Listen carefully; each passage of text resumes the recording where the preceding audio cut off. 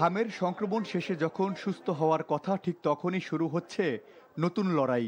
নিয়মিত টিকাদান কর্মসূচির প্রভাবে সংক্রমণের হার কিছুটা কমলেও পরবর্তী জটিলতায় আক্রান্ত শিশুর সংখ্যা বাড়ছে আশঙ্কাজনক হারে। চিকিৎসকরা বলছেন হাম পরবর্তী ৩ থেকে ৬ মাস শিশুদের রোগ প্রতিরোধ ক্ষমতা প্রায় শূন্যের কোঠায় থাকে, আর এই সুযোগেই হানা দিচ্ছে প্রাণঘাতী অ্যাডিনোভাইরাস। সাথে নিউমোনিয়া আর ডায়রিয়া পরিস্থিতিকে করছে আরও নাজুক। হ্যাঁ, সাধারণ নিউমোনিয়ার চেয়ে দেখা যাচ্ছে পোস্ট মিজেলস যে নিউমোনিয়াগুলো হচ্ছে এর জটিলতা অনেক বেশি, এবং আমরা কিন্তু এখানে অর্গানিজম কিন্তু খুব বেশি আইডেন্টিফাই করতে পারতেছি না, এবং অ্যান্টিবায়োটিকও খুব ভালো কাজ করতেছে না, ভ্যাকসিনও কিন্তু নাই।